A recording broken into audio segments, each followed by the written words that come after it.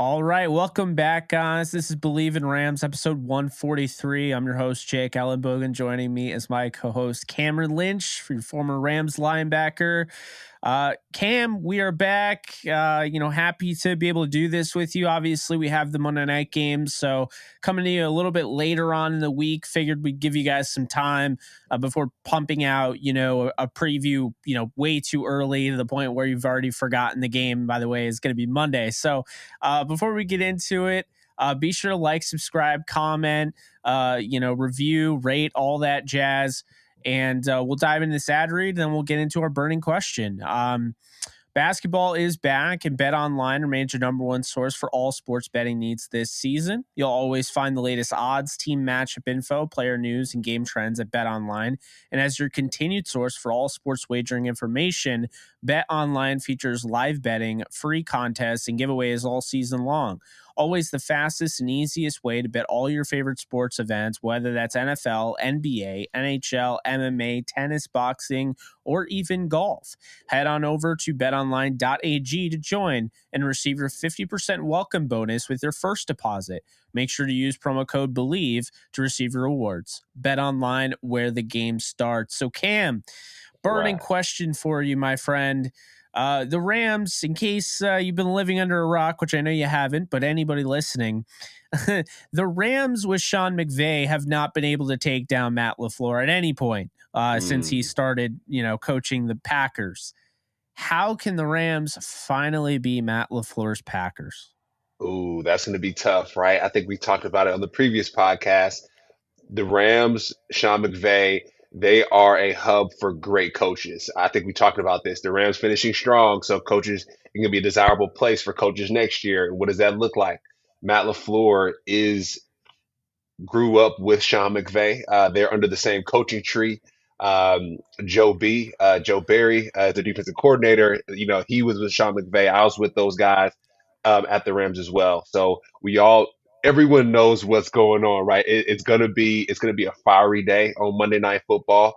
Um, these guys are great friends. They know the playbook. They know what to expect, and so I think at this point it's like, okay, who's the better coach at this point, right? It's gonna be the battle of the coaches. As you all know, the Rams have Baker Mayfield, and that's a wrinkle that I think hopefully Matt LaFleur is not ready for when it comes to Sean McVay and what they can do. So I think Sean McVay is going to provide that element of surprise with Baker Mayfield now having more time than just 48 hours to compete for a game.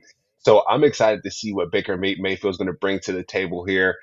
He was super exciting last week, so he's in a matchup against Aaron Rodgers and that Packers team, their defense with Jair Alexander.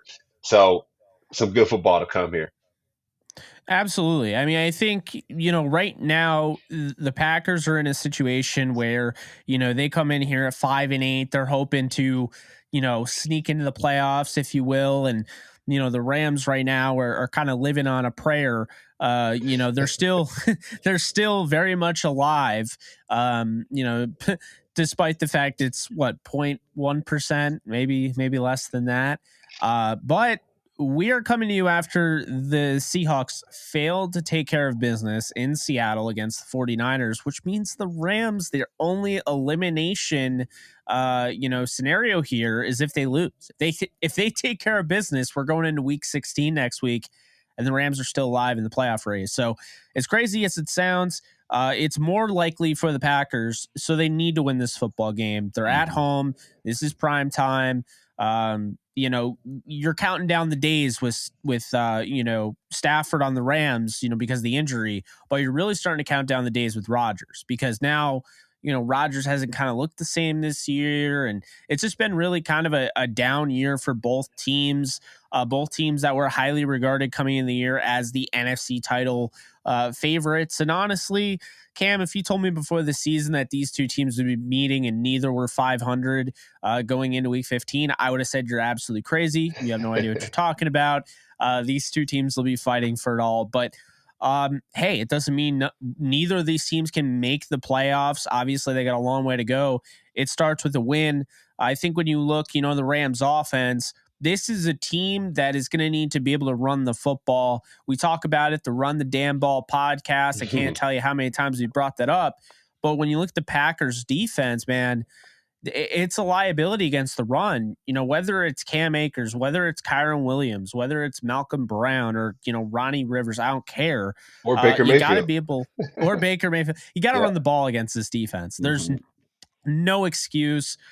They have to be able to do it because they have to be able to keep things going with Baker. You can't just have him drop back pass and play backyard football, 50, drop backs the entire game. You got to give him some balance to play off of. So, at least in my opinion, Cam, I think like the number one key to the Rams offense is you got to establish that run. Yep, got to establish a run. We've been talking about that until we're blue in the face. That's important. That's been the thing that we've always been discussing. I went back and watched the game again. Baker Mayfield's, fabulous performance, and what I did see, what Sean McVay did a great job of, is getting him in play action scenarios. Right, we talked about that with Wolford. He's better in play action, better when he's moving, and I realized that Baker Mayfield, he can sit back in the pocket and make big plays, but he's also really dangerous with his feet. Justin Fields torched the Packers 2 weeks ago when it came to just using his feet. I mean, the man was unstoppable. So I'm not sure if we're going to see the same thing as we saw with Justin Fields with Baker Mayfield, but Baker Mayfield will be able to get on the edges of some of those defenses, especially if they're playing man coverage, especially if they're blitzing. And Baker Mayfield was fabulous against the blitz a couple nights ago against the Raiders, and so making sure that Baker's on the move to find those targets that he literally just met a few weeks ago is going to be exciting to see. And with with the defense for the Packers, they're going to rush.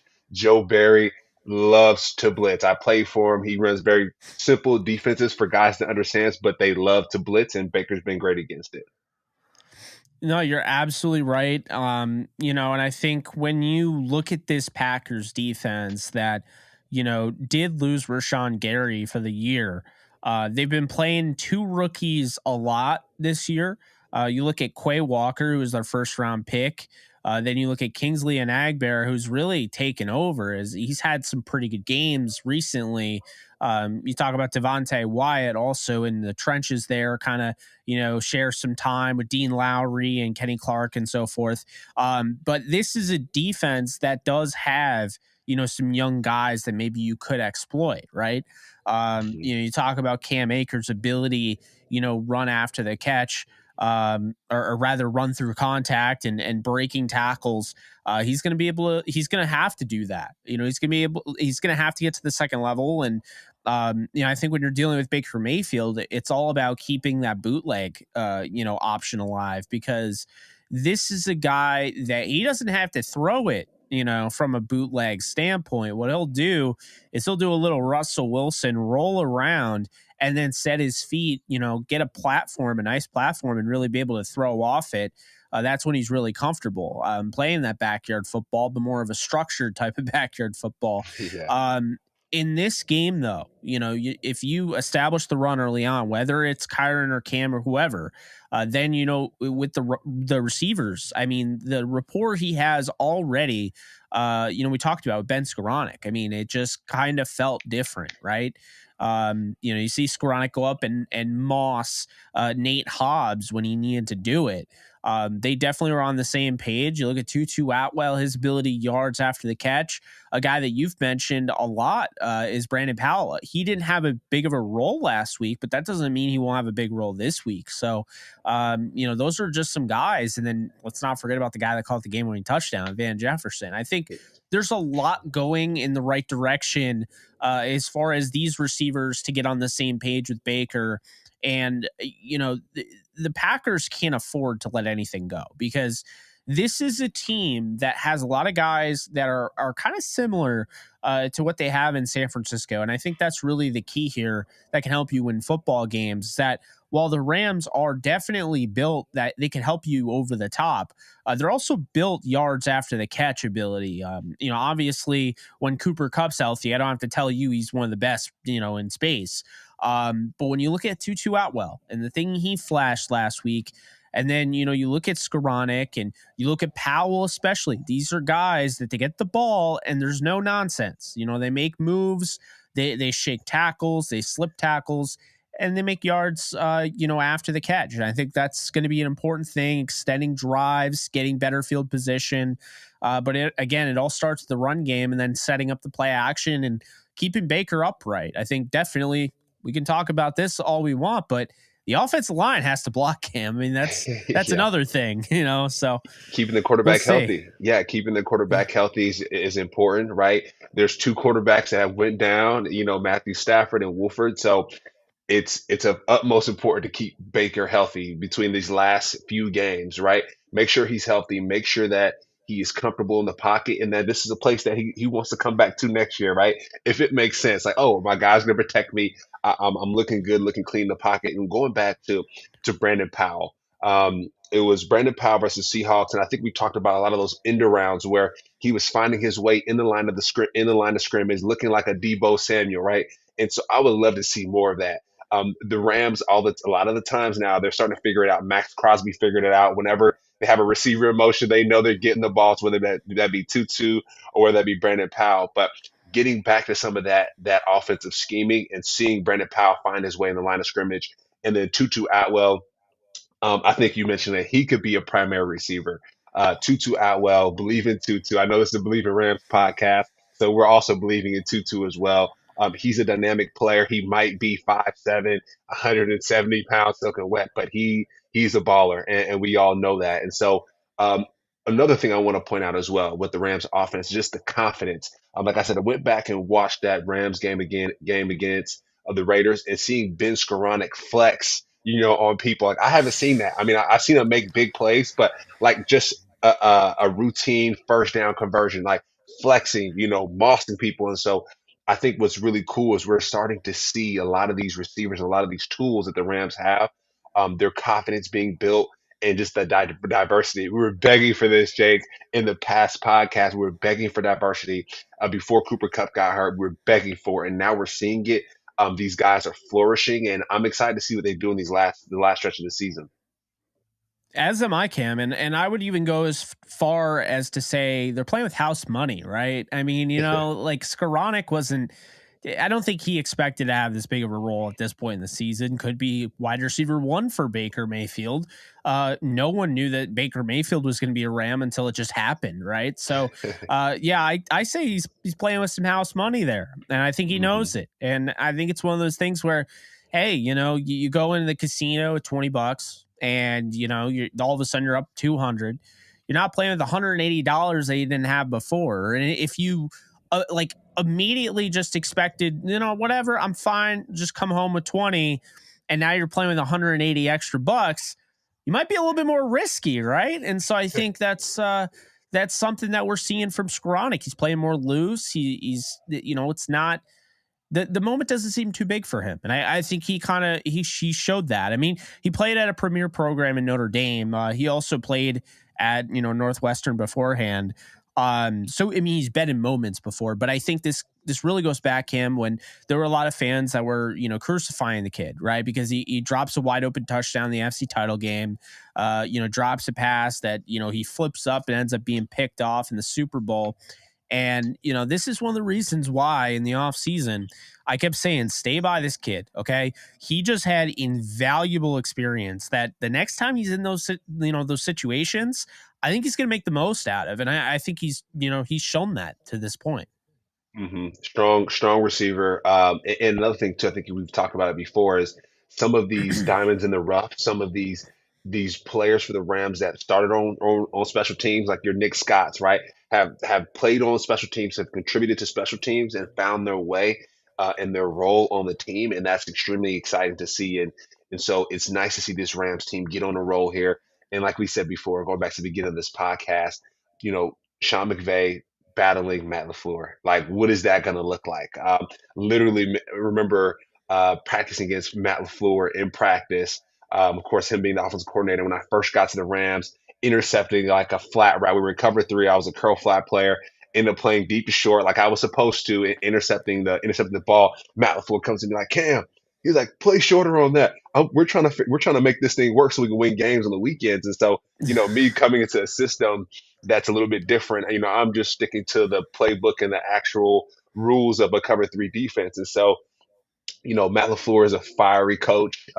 He loves to win, and so does Joe Barry. So it'll be cool to see these teams, go back at it again. And with the Rams, with some time to recover, to prepare to get on the same page, it's going to be exciting to see what they do in this football game. And as you know, we got to talk about the defense here, Jake.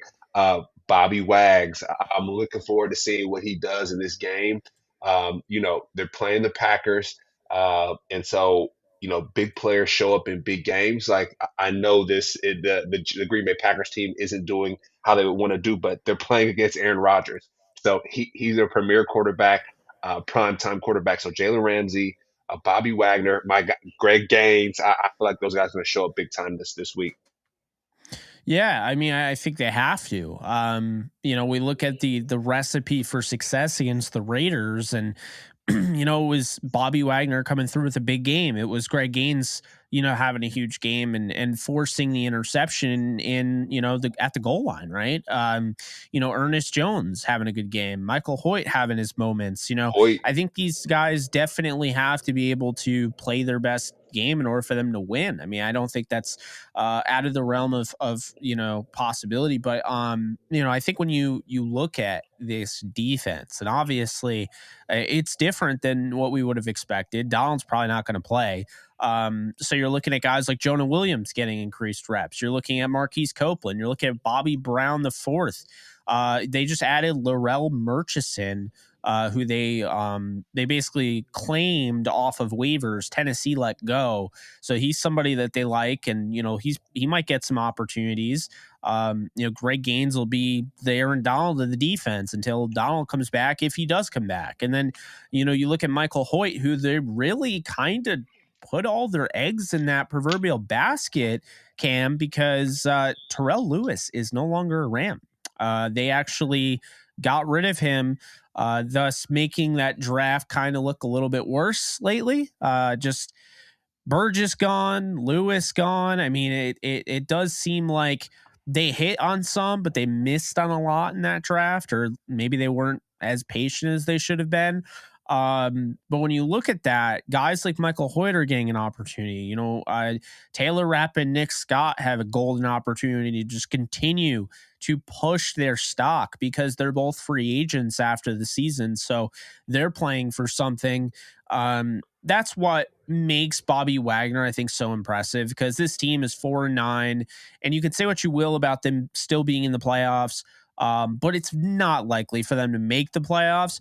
And the fact that Bobby Wagner's putting his body on the line, knowing that, and just really taking ownership of this defense, acting like a true leader, it's what you ask for when you sign a guy like that.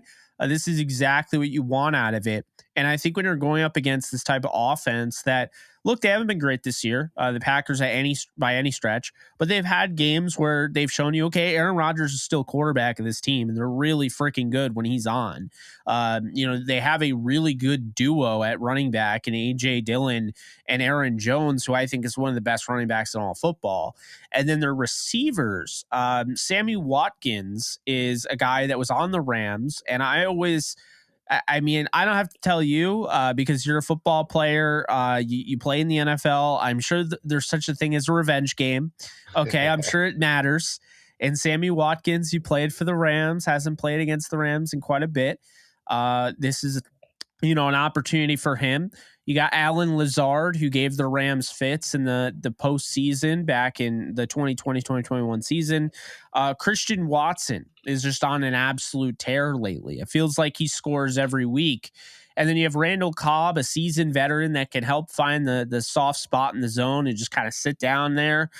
They have a 7th rounder in Samori Torre, and they have a 4th rounder in Romeo Dobbs that is just played above his weight class, essentially. I know he was a 4th round rookie, but he hasn't looked like it when he's been healthy on the field. So all that considered, he's got the weapons, Rodgers does, and he's got the talent. It just takes that one game where everything is clicking. And when you have a defense that's so open to giving up those yards, covering grass instead of covering players, Rodgers can pick you apart with that. So we're going to see. This is a big challenge for this defense because, Rodgers is like playing against Brady. When you're playing that zone, he can rip you apart. I mean, he's a very intelligent guy, but he's also incredibly decisive, and he's very quick to not just make the, decision, read and react, but actually throw the ball. He's got one of the quickest releases you'll ever see. Yeah, we mentioned the quick release from Aaron Rodgers. I think someone measured it, but similar to like how Steph Curry releases his basketball, right? Like his release time is super quick. So the ball gets out of his hands really fast, but he does have 9 interceptions on the season so far. So Yeah, he will give the ball up. And I think that's something for the Rams defense to continuing to hone in on our takeaways. They did a great job of it last week. I think they had about one or two takeaways. Ernest Jones had an interception.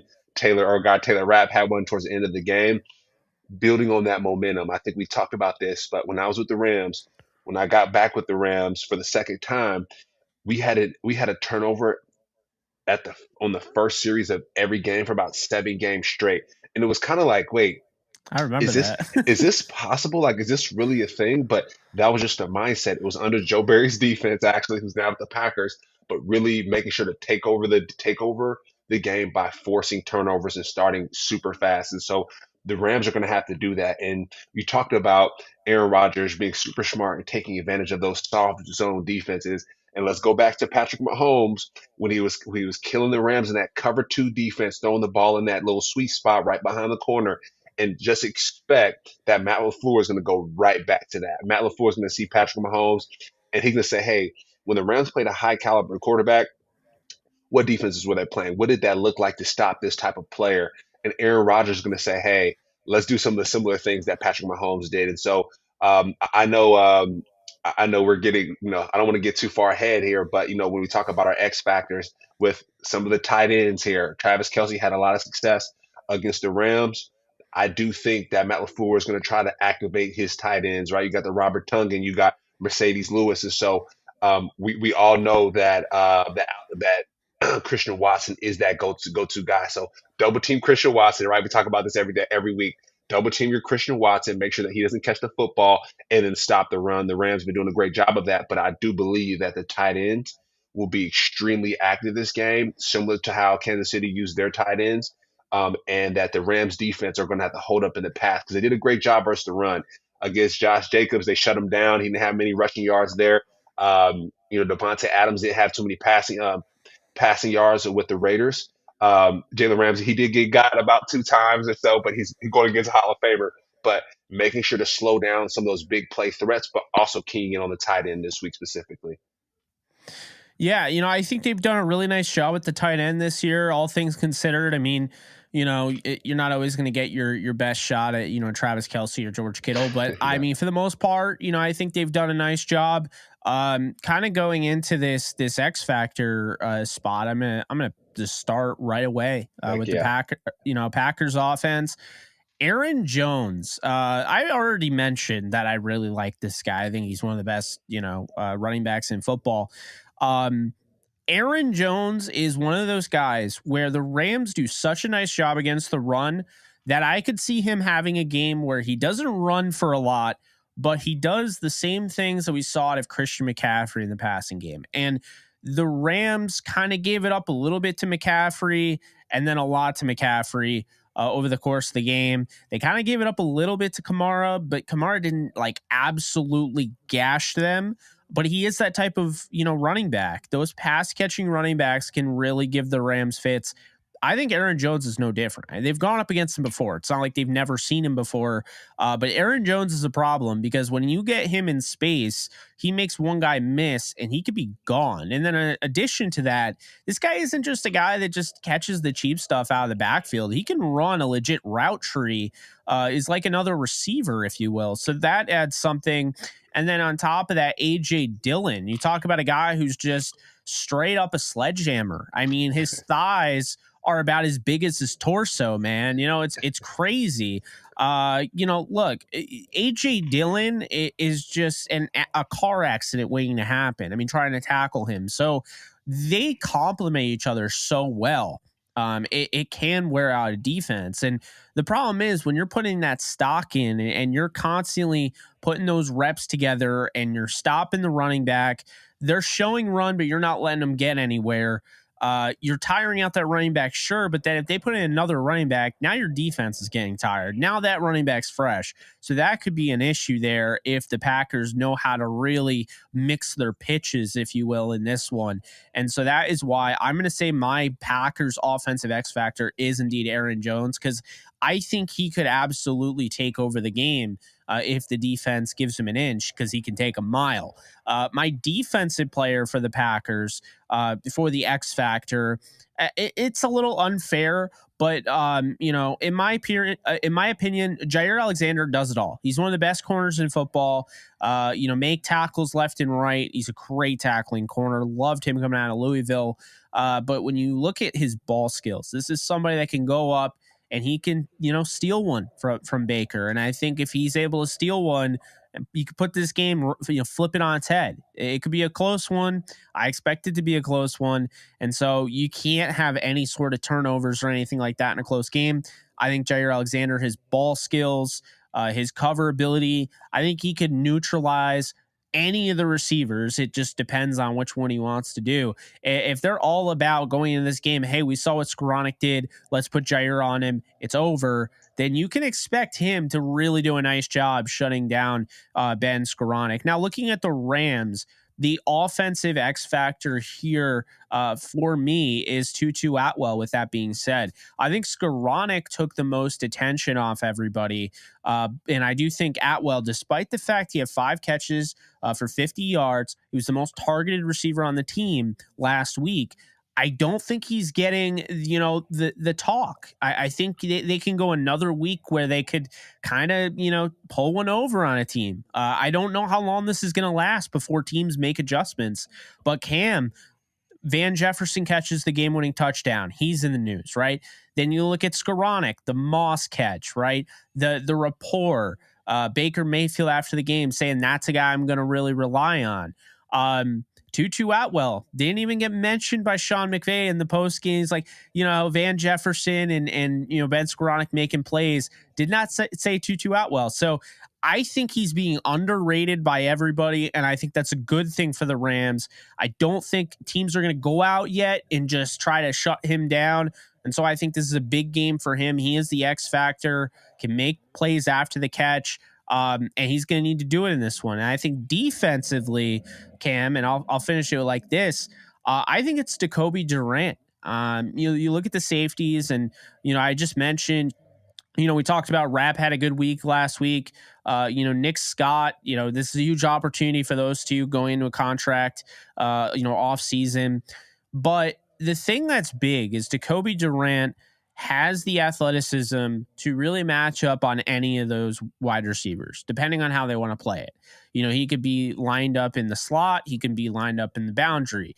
And he's got ball skills. So I think this is somebody that, he's another piece for Raheem Morris to use. I know that there are guys like David Long available. I know Troy Hill's available. And you have Jalen Ramsey. And, Darion Kendrick has played a lot this year. But Jacoby Durant can be used all over the field. And in addition to that, in a short amount of time, he showed you that he has a nose for the football. He forced an interception. He forced a sack earlier in the year. This is somebody where it's a wild card where, you need a spark. And that defense is really they're reeling. They need a big play, and they get that third down. And you're like, man, if they could get this stop, they can get off the field. They can neutralize Rodgers. And that is when Raheem Morris pulls out the stops and says, you know what, Jacoby, you're going head first. You're going to go and blitz. We're going to use a cornerback blitz here. And he's a guy that can get in there, and he has before. I think he's the X factor because I think he is kind of he's their trump card, if you will, right? I think that is how they're going to use him. And I think he's a guy that could come away with a big turnover in this game.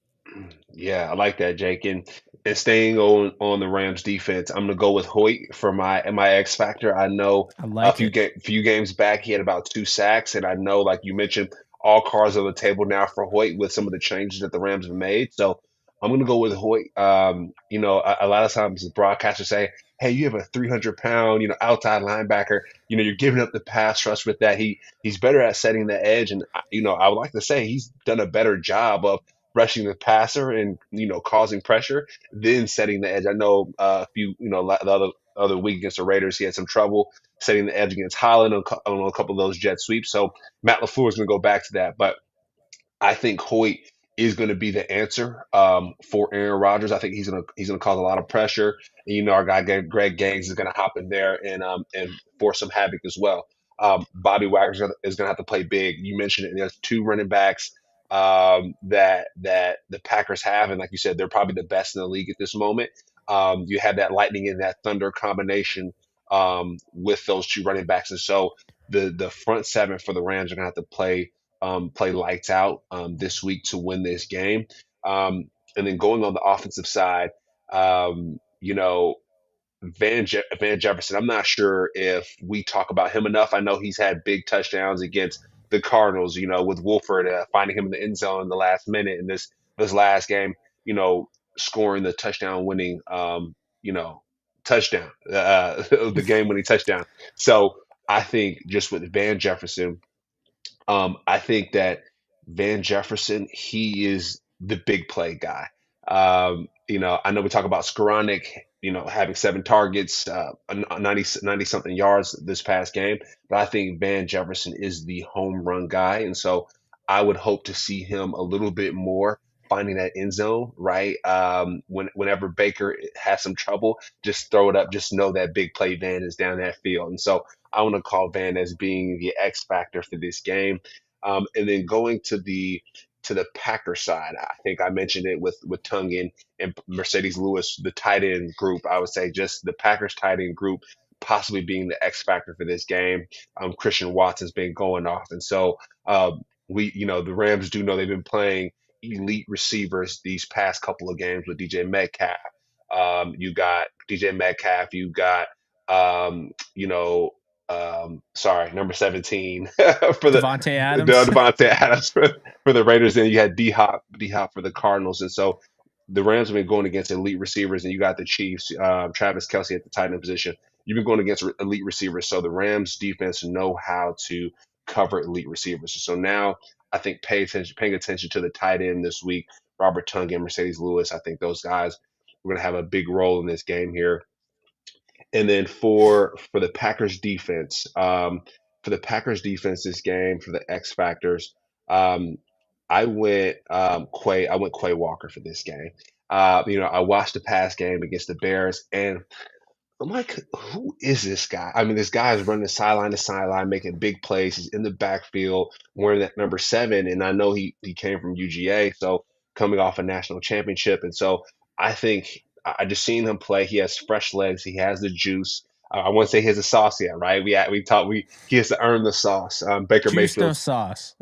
juice, no sauce, right? Baker Mayfield's earned the sauce. So Quay Walker, I can see him being that X factor for this game.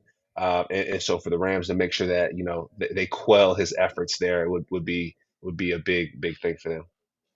Okay. Okay. I had to. It was right Yeah, there, man. It was a layup. had to. Yeah. So I mean, I think you and I have some good X factors here. I think this is a game with some intriguing talent.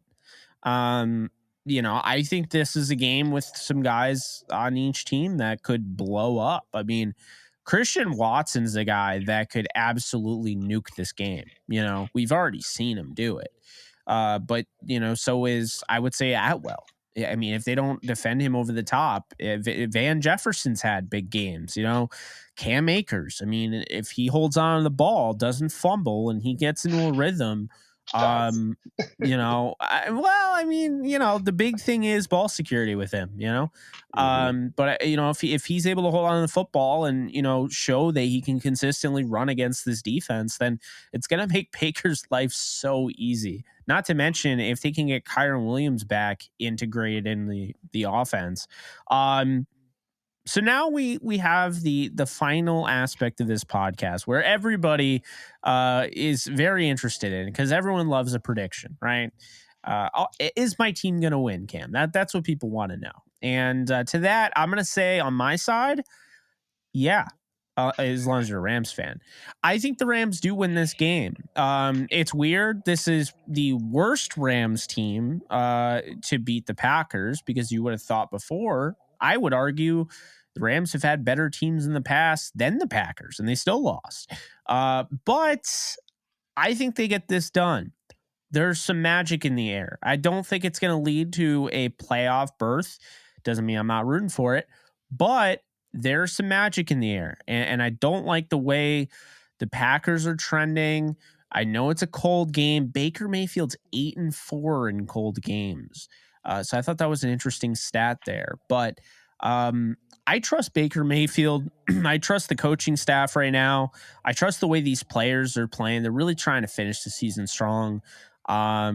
This is not a team that's going to let this game go. I just don't see it. On Monday Night Football, they played on a short week, coming off a brutal loss. Cam, we talked about it already, but they absolutely could have folded, right?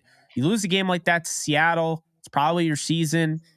On the last play of the game, and you come back and you win on a short week when you're down 16-3 with 4 minutes to go. Got to give them credit. And, I think that just shows a lot of heart that this team has now that Baker's had multiple days. Forget about a week, just the fact that he has multiple days in this offense, as opposed to just, let's go out there with one practice. I think that's a huge advantage here. I'm going to take the Rams here in a 23-20 win. I don't think it's going to be super high scoring. I do think the Packers, can definitely score on this defense, but I think if you can hold Aaron Rodgers and the Packers on the road to 20 points, that you're going to win most games that way. And I think the way this Rams offense is going, they'll leave points on the field. They will. They might go for it. They might, be turned away on fourth down.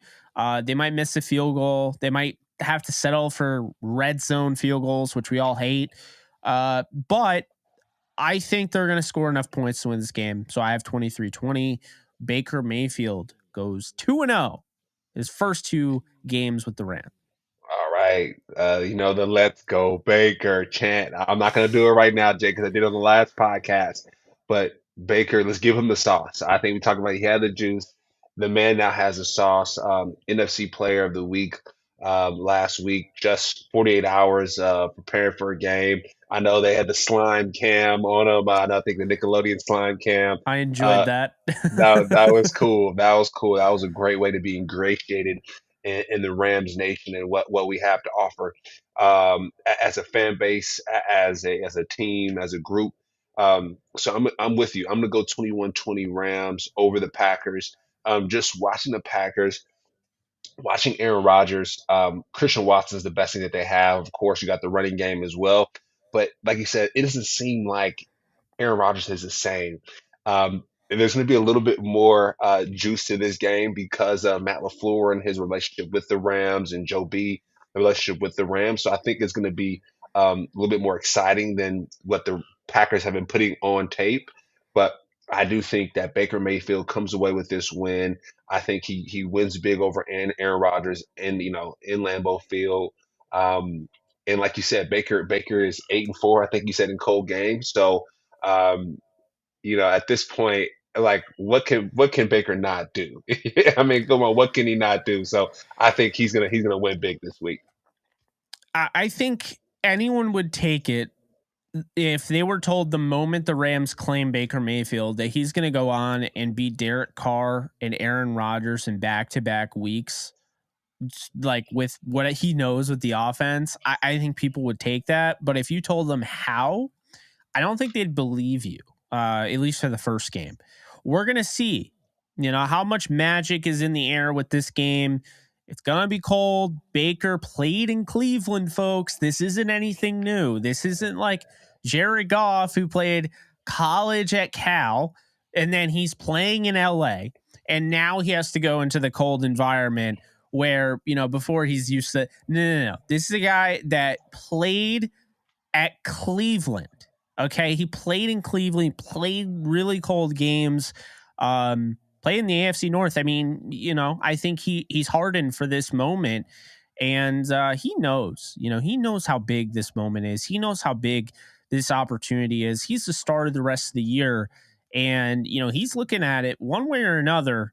He's gonna come away with this winning as long as he can lead this team, and finish the season strong. He doesn't have to make the playoffs to, win, quote unquote. The Rams could bring him back. He could get a big contract in the offseason. I mean, a lot is going right for Baker. He's just got to stay healthy. The Rams offensive line has to keep him upright, and he has to be able to take care of business. And as long as he does that, I think good things await him. And I mean, who doesn't love a good, little resurgence story, right? I mean, I don't like saying redemption because I do feel like, he's had 7 offensive coordinators, 5 different head coaches. I mean, I understand players got a player, right? But, at some point or another, maybe it would have been nice to have not 7 different offensive coordinators. Maybe it wasn't all his fault. But, we'll see. You and I both have Rams wins. The Rams would have, of course, move on to 5-9, and they would go into next week still in the playoff race. But And Jake, that is really quick. Sorry, Oh, Jake, yeah. before we cut the No, podcast, Jake, you do it. I want to ask you, do you think things would have been different against the Chiefs and the Seahawks if Baker Mayfield was there? Because the Rams were in it in the last couple of moments. So I know we're talking about winning this game Absolutely. against the Okay, thank you. We're talking about winning this game against the Packers, against Aaron Rodgers. I think his track record could have been even more impressive if the Rams had him against the Chiefs and the Seahawks. I think he beats Patrick Mahomes. I mean, I don't know the way the Rams are I playing. do I too. think he beats him. So I do too. I mean, he put up a fight against him in the playoffs. Let's not forget the 22-17 loss. But hey, he led, Cleveland in the next round. He won a playoff game for them against Pittsburgh. Look, I agree with you. And I would go as far as to say the Saints game.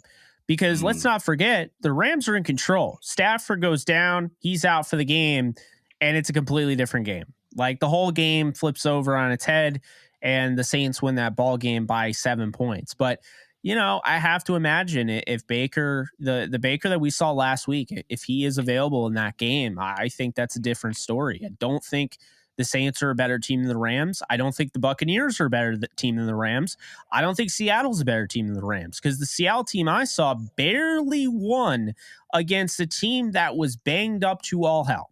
So if you take anything away from this team, just know that they are playing their absolute best that they possibly can with what has gone on, all the the pre-existing circumstances between starting 15 offensive linemen in total this season, having 11 12 different combinations on the offensive line, having injury after injury, whether that be 3 out of the top 4 corners that are injured to start off the season, or your quarterback goes down, or you have issues with the running backs or wide receivers or so forth. Bottom line is this team just continues to truck along, continues to fight, and I think anybody will be fine with the results moving forward. They don't have to win another game as long as they continue to fight. They're still going to have support from the fan base. You're not a crumbled organization, and you're not an organization that is starting to implode, and it's the beginning of the end until you start quitting. And this team has not quit. They've let's continued to go. play tough. They show a lot of heart, and that's a good sign for not only right now. And keep in mind, this is entertainment as well. It's not just a sport; it's also entertainment. So you want them to entertain you, right?